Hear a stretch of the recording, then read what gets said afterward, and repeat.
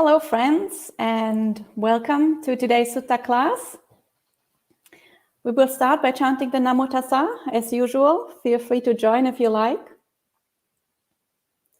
Namo Tassa Bhagavato Arahato Samma Sambuddhassa.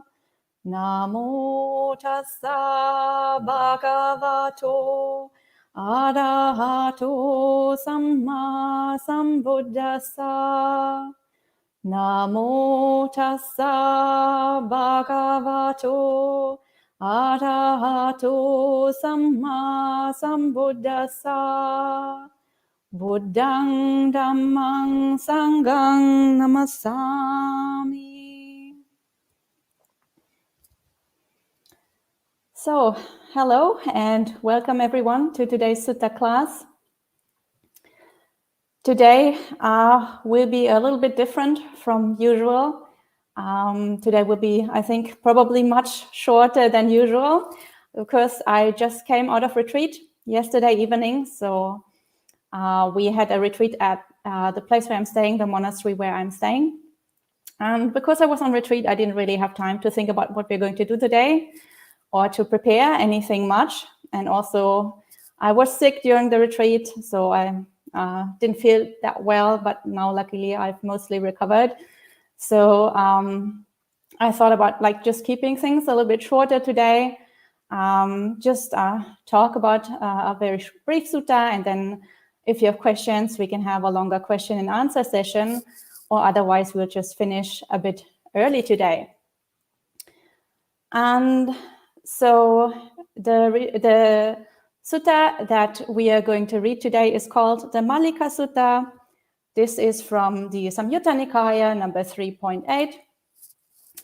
And the reason why we are going to read this sutta is because it kind of had a connection to the retreat that I was doing just now. So the day before the retreat started, I was sitting in meditation, and this sutta kept on popping into my mind, or rather the content of that sutta, like a conversation that happens in that sutta kept on popping in my mind.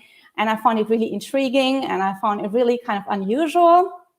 And I had a very strong kind of internal reaction to that sutta.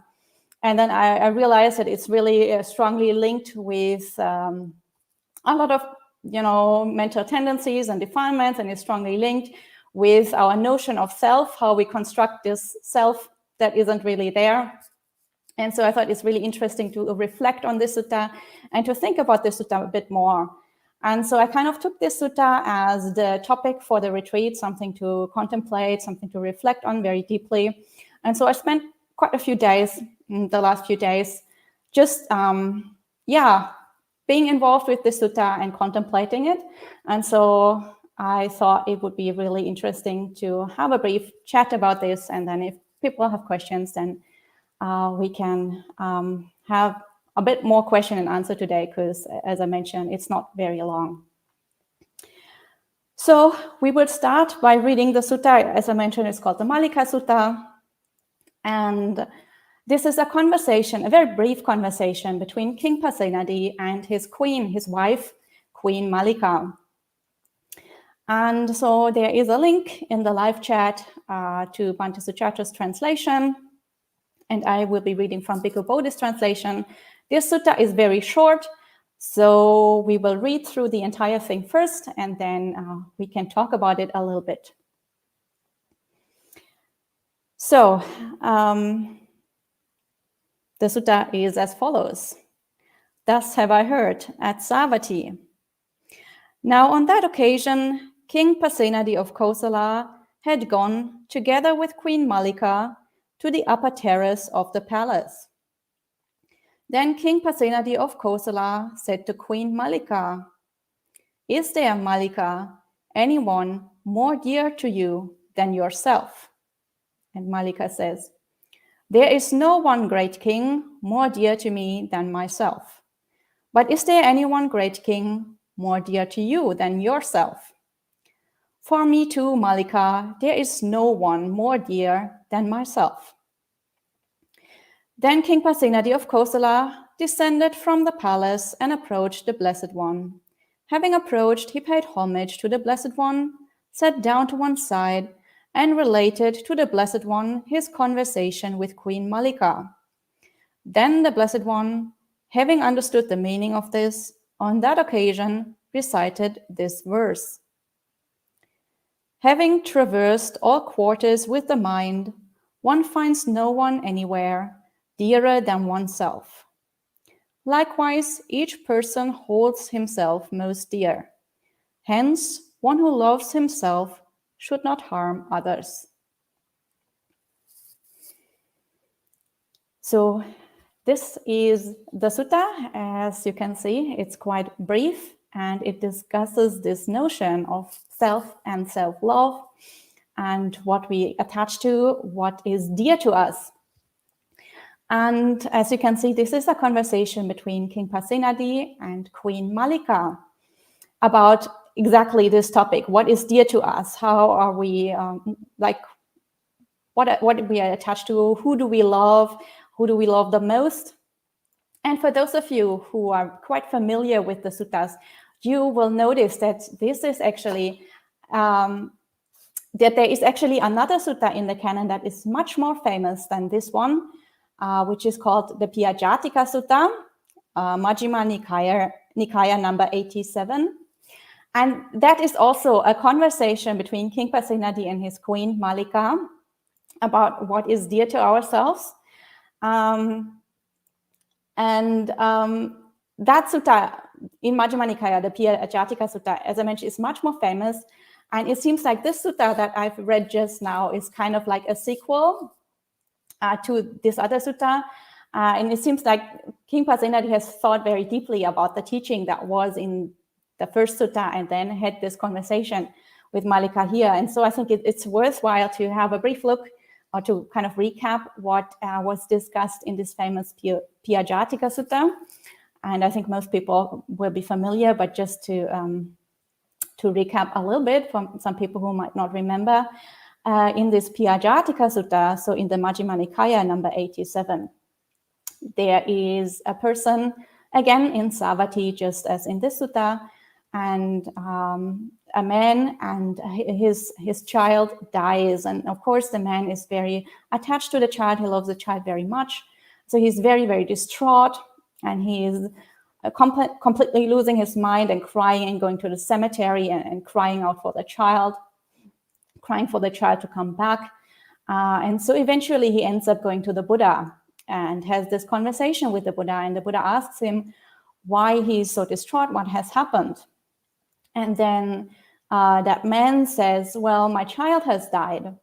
And then the Buddha says, well, yeah, that is samsara. That is what happens in life. And when we are attached to people or to things, from that attachment to loved ones comes a lot of suffering in life.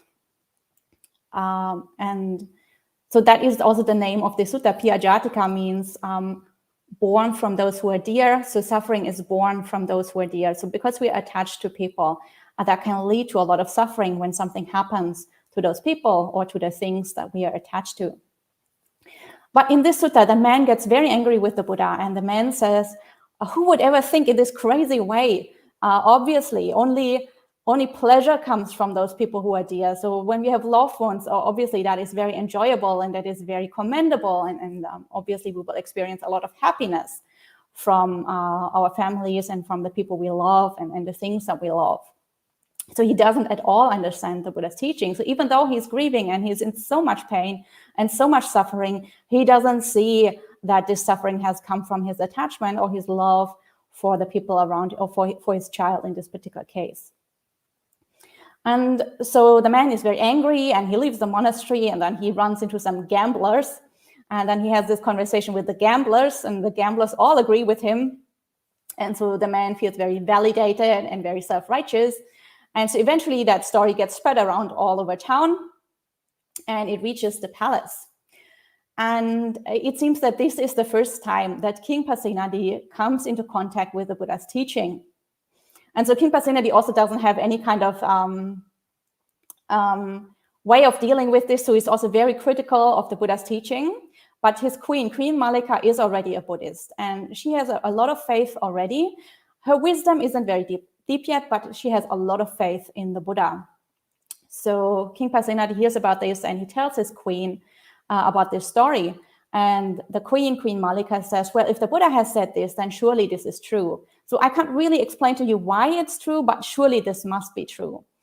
And King Pasenadi also gets very angry with his queen. And he says, well, you don't have any wisdom, and you just applaud, like you don't have any critical thinking. You just applaud whatever that random recluse, the recluse Gautama, says, but you don't even properly understand.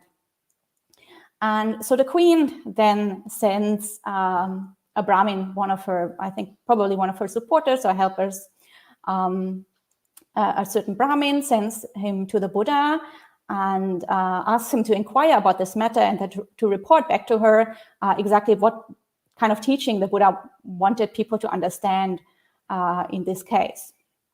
So that Brahmin goes to the Buddha and asks the Buddha about the matter, and then the Buddha explains, and he says, well, let's say there is a woman in town, and that woman loses her child. Wouldn't she have been very, like, wouldn't she love the child very much, but wouldn't she also grieve a lot if that child were to die? And then, of course, the Brahmin can understand how that attachment to that child would lead to a lot of suffering. And so the Brahmin could understand why suffering is born from people who are dear to us. And then the Buddha gives a lot more examples. If a daughter dies, if a son dies, or if a mother dies, a father dies, or if one's brother or sisters die, or if the partner, in this case the husband of that woman, were to die, wouldn't that woman in each or every case, because those people are dear to her, or because she loves those people, wouldn't she experience a lot of grief? And so, and then they go through exactly the same thing with a man. If a man were to lose his children, parents, siblings, or his wife, wouldn't he experience a lot of suffering too? And wouldn't they experience a lot of suffering also in each and every of these cases? And then the Buddha gives another simile, which is a story very similar to Romeo and Juliet. So obviously, Romeo and Juliet, this idea of a love story that is doomed to end in tears and to end in the death of the lovers, was around for a long time, wasn't invented by Shakespeare. Even in the Buddha's time, they had these kind of stories. So this was a story of a man and a woman. They were very much in love. They already were a couple. They were already married. But at some point, the woman had to go back to her relatives, and the relatives were very, very critical of the man, and they tried to separate the two, and they tried to force them to get divorced, and they wanted to marry the woman off to another man. And so the woman runs away and runs back to her husband, and she's very distraught and tells the husband what her relatives are planning. And so because the husband and the wife are very much attached to each other and love each other very much, they don't see another way out. So the husband kills the wife and then commits suicide with the thought that at least they can be together in the afterlife. So the story is extremely violent and obviously leads to a lot of death and to a lot of suffering for everybody who's involved. And so in all these cases, it's very obvious how we can see that attachment to loved ones can lead to a lot of pain and suffering and sorrow and grief and so on.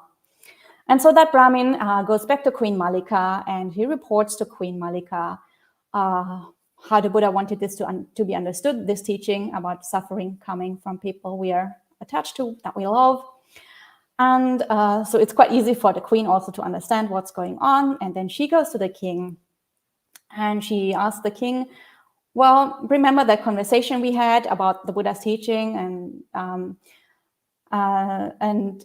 King Pasenadi obviously remembers, and then she says, well, if something were to happen to our daughter, that Princess Vajiri, wouldn't you be very sad and distraught? And he was like, yeah, of course, if something were to happen to our princess, I'd be very, very, I'd suffer very much. And then she asked, if something were to happen to our son, the Prince Vidudaba, or in the sutta called General Vidudaba, but it's actually the prince, it's actually the crown prince.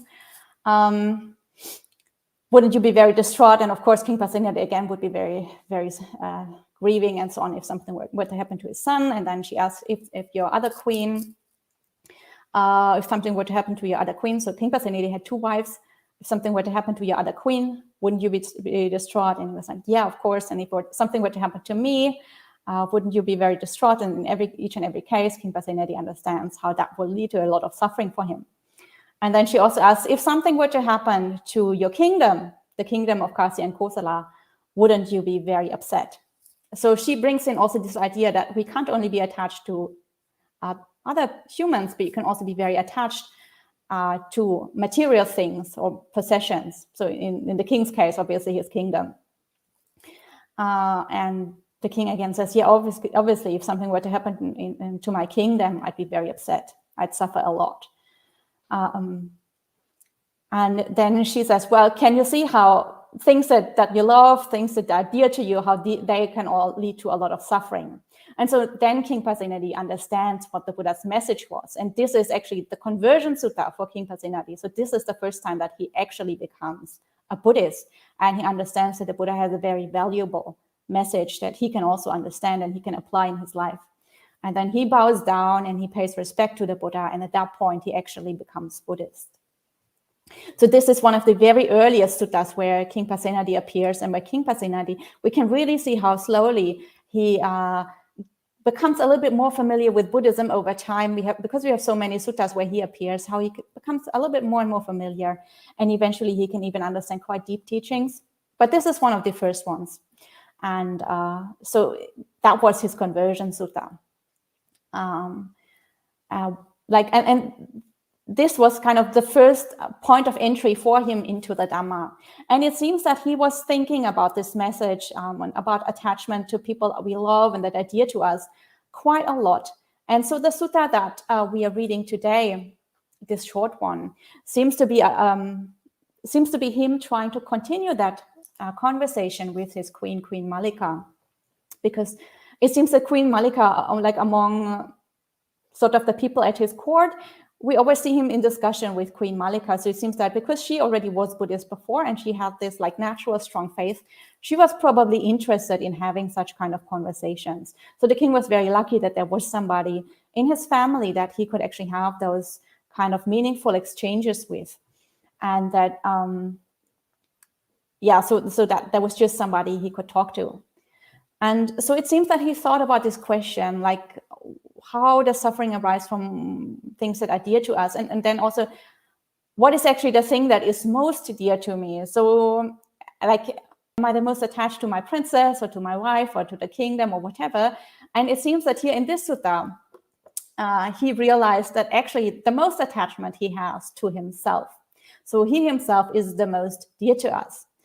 And so he has this conversation with his queen and he asks, is there anybody more dear to you than yourself? And maybe he was asking, and maybe he was expecting the queen to say, yeah, well, obviously I love you more or something. But actually the queen is very honest, and the queen also reflects on the issue and also realizes that she is the most attached, or the most attached to herself, or herself is the most dear to her. And the king is also very honest and also realizes that he is most attached to himself. And then they tell the Buddha, and the Buddha kind of praises them for this insight in those verses that are there at the end. And so when we read this sutta, I think when we read it the first time, it kind of startles us a little bit, or at least it did startle me a little bit. And I was wondering, if somebody asked me that question, what would I actually say? So if somebody asks you, who do you love the most? What would be your answer? And I think for many of us, it would be very difficult to answer that we love ourselves the most. So I felt a very strong inner resistance to giving this answer. Like, it does feel very, very wrong. It feels extremely selfish. It feels very self-centered. It almost feels like pathological. It feels very narcissistic. So it's very difficult to actually give this answer. It's very difficult to actually come to this conclusion that I love myself the most. So usually I think common answers would be like, I love my partner the most, or I'm most attached to my children, or even maybe my parents, or a close friend or something, or maybe a sibling or whoever. But if it's very difficult to actually even admit to ourselves that we love ourselves the most, much less openly say that out in public, say that out loud, because it really feels like we have a mental disorder, like we are narcissistic or extremely egotistical. And also in some way, I think it can feel quite un-Buddhist to think in that way, or to speak in that way, because we think, well, we all know the Buddhist teaching is about non-self. It's about letting go of this notion of a self, because there isn't really a self there. So to say that, well, we love ourselves the most feels like this is really super delusional.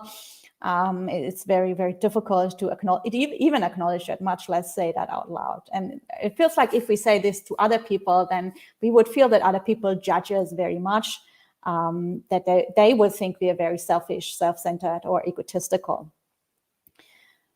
But it seems that back then in this conversation that the king and Queen Mallika are having this, it seems like quite a normal conversation. It doesn't seem like there is a lot of shame involved or a lot of judgment involved. Queen Mallika just says, well, I love myself the most. And the king just accepts that and says, well, actually, I also love myself the most. And that seems very natural. That seems very kind of almost like self-evident.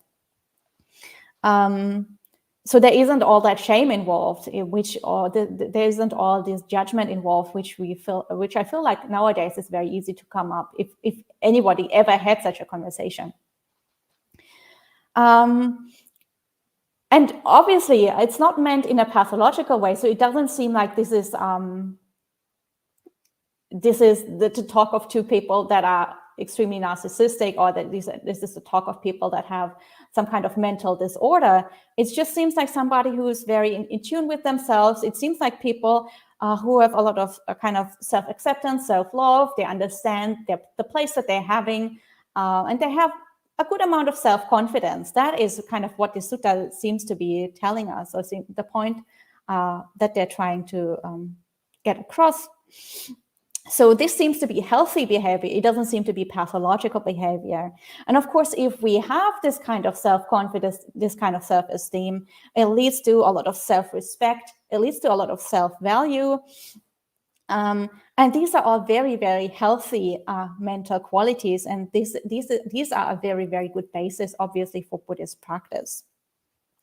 Because if you are self-confident, if you have this self-respect, and especially this self-love, then it's almost like you kind of sort of rest within yourself.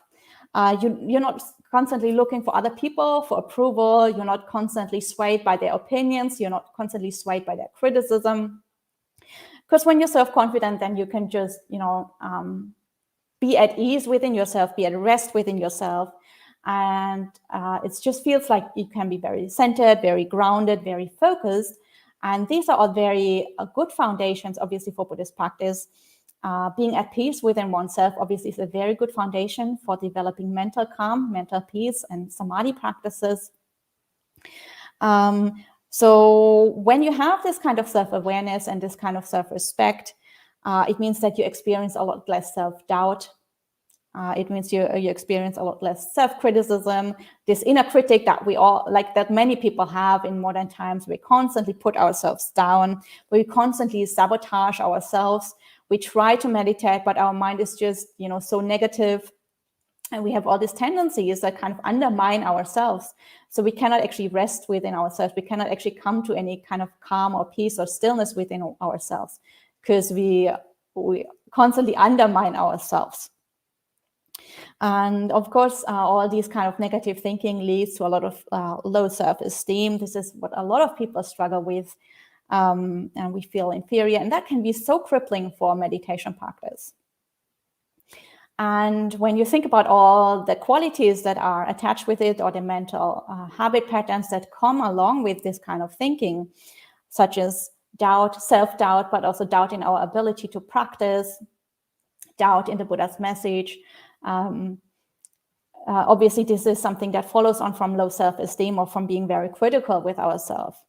Or a lot of worry that we can't make it, worry that we're not good enough, worry that the path isn't going to work for us, worry that we're not practicing enough, that we're not putting in enough effort, enough time, that we don't have enough understanding. All this is totally undermining our practice. All this obviously is a hindrance. And then it brings a lot of agitation into our mind. And agitation obviously is the exact opposite of mental calm and mental peace. And of course, it brings a lot of fear. Again, fear that we're not good enough. And all these are the typical hindrances, the classic 5 hindrances: doubt and agitation and worry and fear and so on, are classic hindrances that prevent us from actually properly entering samadhi. And so all these follow on from not having proper self-love, not having proper self-respect, and constantly undermining ourselves.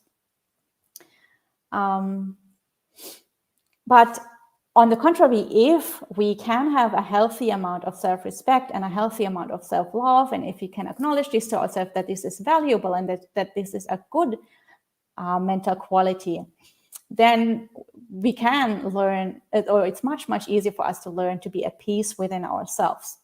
And of course, when we are sort of at peace with ourselves, then the development of the deeper stages of inner mental peace are much, much easier, because those hindrances, such as agitation, worry, doubt, and so on, will be much less strong. And so mental calm is much more achievable.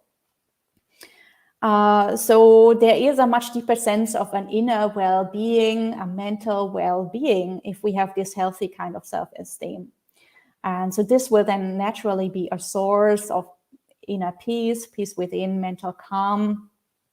And that, as I mentioned before, makes the development of samadhi much, much easier, because the mind is already in a fairly uplifted, fairly pleasant, fairly calm state. And it's easy to dwell within ourselves. Like, it's pleasant. We like to be within ourselves because we like ourselves. So there are much less distracting thoughts. There's much less restlessness, because the meditation is just going to be so much more pleasant if we like ourselves. Because in meditation, we are spending time with our own mind. And if we like ourselves, then obviously that is going to be much more enjoyable than if we hate ourselves and put ourselves down. So it's much easier to experience rest and relaxation within. And then, of course, from that rest and relaxation follows the ability to develop much, much, much deeper stages of calm, go very, very deep within our mind into this inner tranquility that becomes accessible if we have this positive outlook on ourselves. So the ability of developing samadhi depends very much on this ability to accept ourselves as we are, and also to develop a sense of self-love. But it's not only the development of samadhi that depends on it. Another thing that really is helped by having a healthy sense of self-esteem and self-respect is the development of metta practice, or the development of the Brahma Viharas in general. So the Brahma Viharas, the 4 divine abidings, for those who don't quite remember, is of course metta practice, so the practice of kindness or love or friendliness, and then karuna, or compassion, and then mudita, or sympathetic joy, the joy in the good fortune of others, the rejoicing in others' happiness, and then of course upekkha, or equanimity. These are the 4 Brahma Viharas, and those are very important qualities in the mind, most especially of course metta, or friendliness, love towards all beings and to ourselves included in all beings.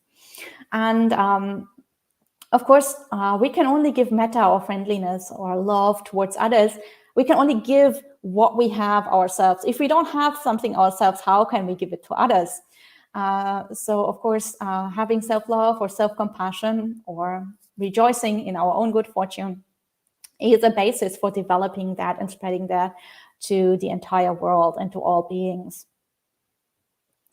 So for that reason, healthy self-respect or self-love is also very, very fundamental for metta practice and Brahma Vihara practice in general. And so if you remember, if we go back to the sutta, this Mallikāsutta, the sutta ends with this quote or this verse from the Buddha, which, let's read it again, which was as follows. Having traversed all quarters with the mind, one finds none anywhere dearer than oneself. Likewise, each person holds himself most dear, hence one who loves himself should not harm others. So the Buddha just acknowledges basically this, what Khenpa Senadi just said about loving oneself the most, or holding oneself most dear, being most attached to oneself. And then there is the last line, which says, hence one who loves himself should not harm others. And that seems a little bit somewhat startling or a little bit out of place, because it doesn't seem to have much connection with the rest of the sutta. One who loves himself should not harm others.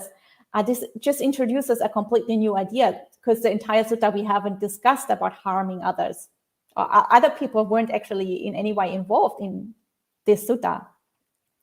So the Buddha introduces a new idea here. Like in the last line of the sutta, the Buddha brings in a totally different thought. But actually, this last line is directly connected with the sutta. And again, this has to do with Brahmavihara practice, with friendliness towards every being, non-harming other beings, being friendly, being supportive towards all beings. And again, this follows directly from our ability to be friendly towards ourselves, to love ourselves, to respect ourselves. And if we have this healthy self-love and self-respect, then obviously we would not, we can easily share that love with other people. We would not feel threatened by others. We would not be so fearful of others, because we just respect ourselves. We're not that easily swayed by other people's criticism. If you're not that easily swayed by other people's criticism, we don't have to fear them so much, because whatever they say will not put us down, because we are just strong and calm and peaceful within ourselves. And so naturally, it's much easier for us to extend friendliness to all beings if we don't have to fear them.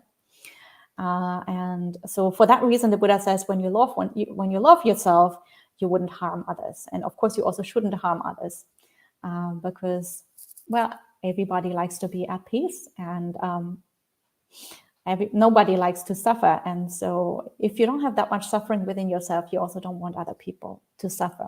And so for that reason, this self-love and self-respect is also extremely important for strong practice of the Brahmaviharas and especially of metta practice.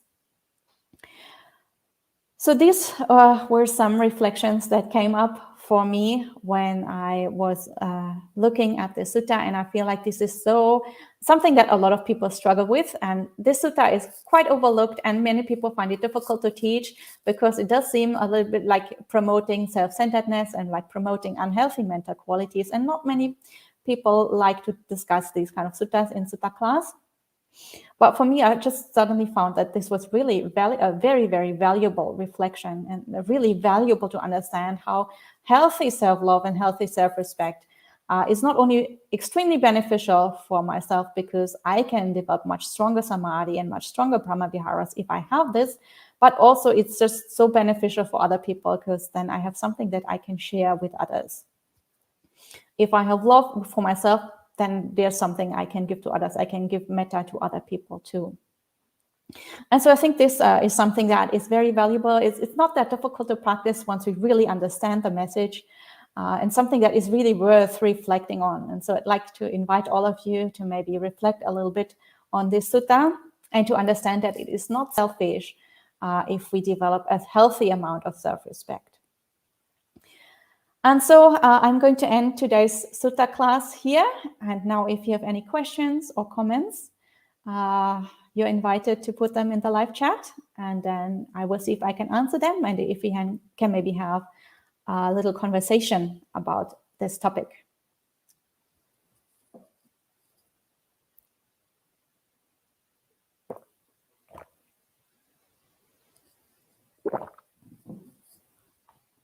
So I see a few people have already typed some comments. Let me see.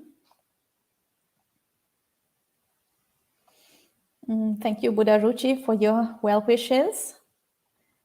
Nitesh says, can I come to your monastery? So my monastery is in Germany.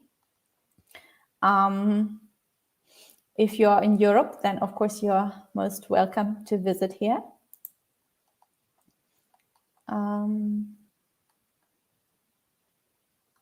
Let's see. Lots of comments. Fingerprint says, Bhikkhu Sujata's translations are so much richer and beautiful than Thanissaro Bhikkhu's translations. Thank goodness. Thank you, and Metta. So, Bhikkhu Sujata, I also very much like Bhante Sujata's translations. Bhante Sujata is actually my teacher. He's the one who did my Samaneri ordination. So, yeah, I feel like I'm very fortunate to have this connection with him. And I also like his translations very much. And also, of course, there is the big advantage that he translated the entire sutta, like the entire first 4 Nikayas, and then selected text from the Khuddaka Nikaya. So he translated the entire amount of early Buddhist sutras. So there's just, like, we have everything that are early Buddhist sutras consistently done by one translator, and that is another very, very big advantage. And of course, a lot of research has gone into this. And so I also think that he was very well qualified for making this translation, and I'm very glad that he did. So Buddha Ruchi has put a comment here, and they say, it is jarring to think I love myself best. Even in loving another, I built a self by identifying with the relationship. So yes, but it wouldn't sound great to say it out loud or admit to myself. So this is basically exactly what I was talking about today, that it's very difficult to say this out loud or even admit it to ourselves. But once we understand that this is actually very, very helpful and very beneficial, if we can have a positive, loving relationship with ourselves, it's beneficial for our own practice, but it's also beneficial for our relationship with others. Then we can just try to contemplate this more and see what is blocking us from the self-love and healthy self-respect. And that those things that are blocking us or that's holding us back, those are actually unhealthy mental habits, mental habit patterns, or these are actually defilements in our mind. So then we can see what kind of things are blocking us and what kind of things we should let go in our mind, and also focus a little bit more on developing that healthy self-respect or that self-love. Because this is actually not a defilement, this is actually beneficial. Of course, it shouldn't go overboard, like you shouldn't become narcissistic. If you see that this is something that you're lacking still, obviously you don't have a danger of becoming narcissistic if you develop it a little bit more. So if you develop it more, you'll actually be more in balance rather than becoming narcissistic. Like for many people, it feels like, oh, if I do this, if I develop this, I will immediately become narcissistic and it will be pathological and dangerous. But actually, first of all, you come into balance before you just top it up until you come to the middle before you go overboard and become narcissistic. So for many people, it's actually valuable to develop this more.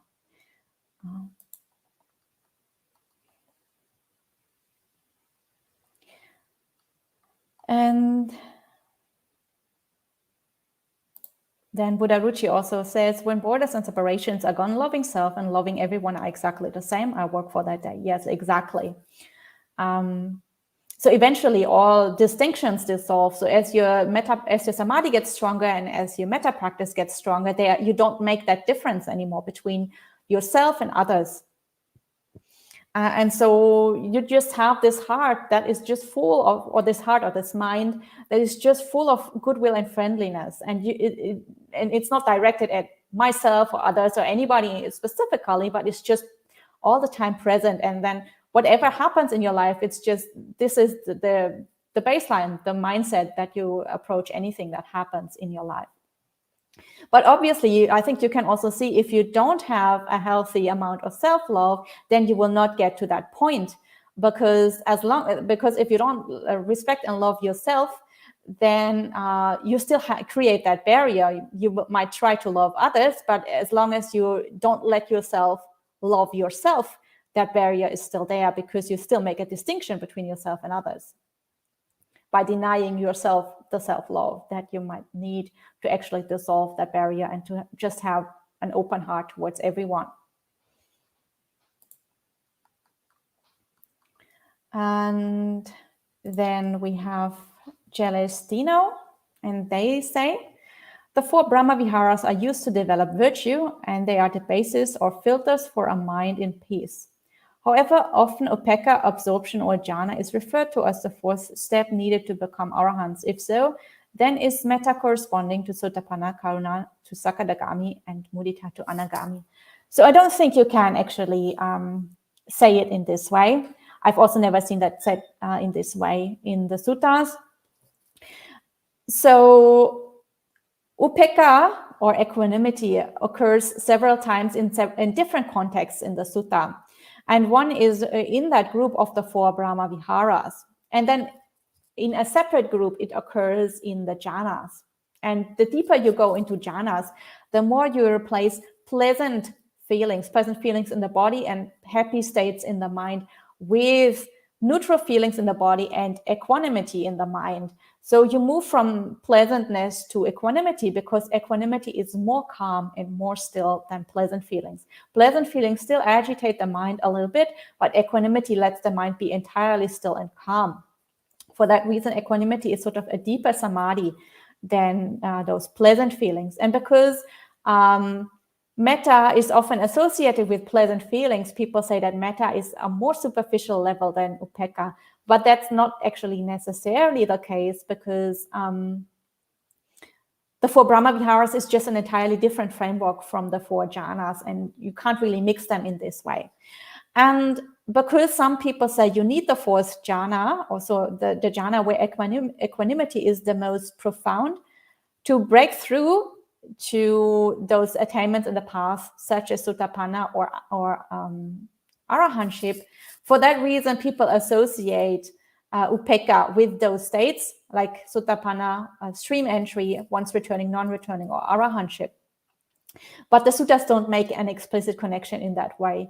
So you need some kind of jhana to make those breakthroughs. We have talked about this in the past in some sutta classes that we did before. But there isn't an explicit connection, and certainly nobody says that if you practice metta, you will only become a stream enterer, and if you practice mudita, you will become an anagami. So that definitely is not a teaching we find anywhere in the suttas, and also intellectually that doesn't really make sense. Because we just use metta and karuna mudita to approach different kind of situations, but they're not connected with deeper attainments on the path in that same sense. So we practice metta, we can always practice. This is always good. Karuna, we practice if other beings are suffering, and mudita, we practice if other beings are joyful. So it sort of depends on the other being. It doesn't really depend on your own inner development or breakthroughs on the path. So for that reason, because there isn't really any kind of direct connection, we can't really say it in the way that you propose it here. And then Mallikāsutta also has left a comment, and she says, it may help to start with non-ill will. We should not intentionally harm ourselves. I think everyone can agree with this. Then progress as we feel comfortable. So I agree, this is also a very good teaching, or a very good reflection. And even only just with this reflection, we can already go very, very deep. And so probably we'll start out not intentionally harming ourselves. And the first kind of thoughts, or the first kind of approach that we might have with this is not physically harming ourselves. Like some people suffer so much that they actually like physically cut themselves or harm themselves, or cause them physical suffering. So obviously this is harmful, and this is the first thing that we should practice with and let go. And then people might sort of talk to themselves in very negative ways, and then they might sort of practice letting those negative self-talk, letting that go, not harming oneself through speech. And then once we practice with that, we can go even deeper, and we realize that there are really mental habit patterns that constantly undermine ourselves, that cause us a lot of suffering. And then we can let go of those unhealthy mental patterns. And the deeper we go, we understand that any kind of defilement in our mind actually harms ourselves. And so basically, eventually, we let go of more subtle and more subtle defilements because we understand how every kind of defilement sort of harms ourselves, until finally we reach arahantship and let go of any kind of defilement in our mind. And at this point, we finally completely stop harming ourselves. So even with that reflection, we can go very deep if we sort of apply it in the proper way. And if our wisdom becomes subtle enough to understand how even very subtle defilements cause ourselves harm. And then there is another question, and Avinash asks, what is your opinion on a practitioner achieving jhana and their next birth? First of all, the question, what is my opinion on a practitioner achieving jhana? I can answer this first. I'm not sure what the question is with the next birth. So do I think that there is rebirth? Or do I think that jhana influences the next rebirth? So if you can clarify what you mean by next birth, that will be helpful. But I will start by answering my opinion on a practitioner achieving jhana. So it depends on various factors. One, of course, is the mental habits that the practitioner has cultivated either in this life already or in a past life. So things that they bring from a past life. So some people naturally have quite calm minds. Other people naturally have very agitated minds, depending on whether they have already practiced forms of meditation either in this life or in a previous life. Some people naturally inclined to samadhi practices. For them, achieving jhana is more feasible. Some people naturally inclined towards more wisdom-based practices, contemplations, vipassana methods, and so on. So for them, achieving jhana is a little bit harder. And also it depends very, very much on one's lifestyle. So it depends on the kind of job we're doing, whether that's very loud, very noisy, very stressful, very involved with a lot of talking, with a lot of like agitation going on. Or if we have a fairly calm, quiet job, if our lifestyle generally is quite quiet, how well people are keeping the precepts. People who are drinking alcohol, for example, or using drugs will agitate their mind a lot, or sort of create a lot of delusion in the mind. For them, jhana is, of course, much harder. Also, people who are very busy with their family, or have a lot of social activities, have a lot of distractions, people who like to watch a lot of movies, listen to a lot of music, constantly feed the mind with a lot of agitating things, for them, achieving jhana would be very, very difficult.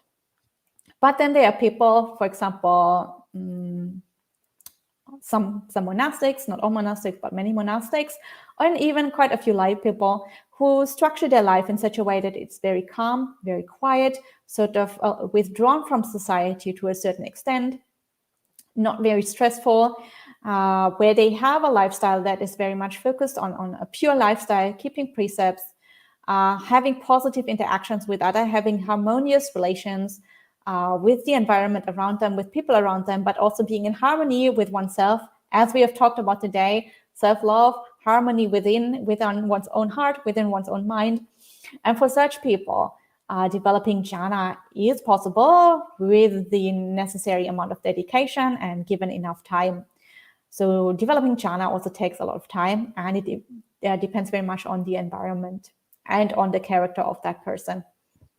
So of course, it is possible if all the factors come together in a supportive way. And of course, that also depends a lot on the decisions that that person makes. So a person can choose whether they're withdrawing from society. A person can choose whether they're engaging in all these socializing and busy activities.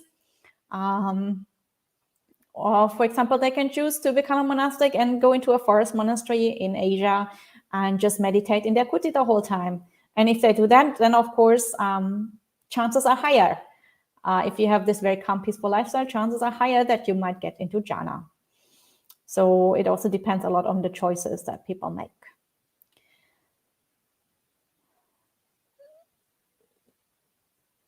So I think, and then Avinash also said influence and of jhana. So I'm guessing that the question is, does jhana influence next birth? And yes, jhana does influence the next birth.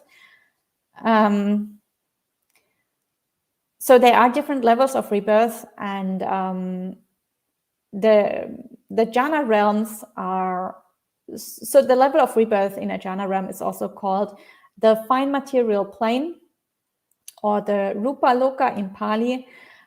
This is a plane of existence that is higher than the world where we are living at the moment. The world where we are living is called the sensual realm, or the sensual sphere, where the beings still have bodies, not necessarily the gross physical bodies that we have. So there are also devas that have sort of more subtle bodies than our gross physical bodies, but they still have bodies, and they still, for example, there are different genders, and there people are indulging in food, physical food. People are eating food. There are sexual activities. All these kind of things is what takes place in the sensual sphere. But then there is the fine material sphere, which is accessible through jhana. And there, for example, there is no more gender. Bodies are made of light, and bodies are sustained through joy. So that the nutrition or the food that is there is just joy, joyful feelings. So of course there is no more physical food, there is no more sex, there is no more these kind of activities. People are just in this kind of pleasant, very calm jhana state throughout their rebirth. And so this becomes accessible. Of course, this is much more happy. There's much, much less suffering than in the sensual sphere or the sensual world, the sensual realm that we live in. So a lot less suffering, much, much more pleasant. And for people who want to access that, they need to have mastery over jhanas.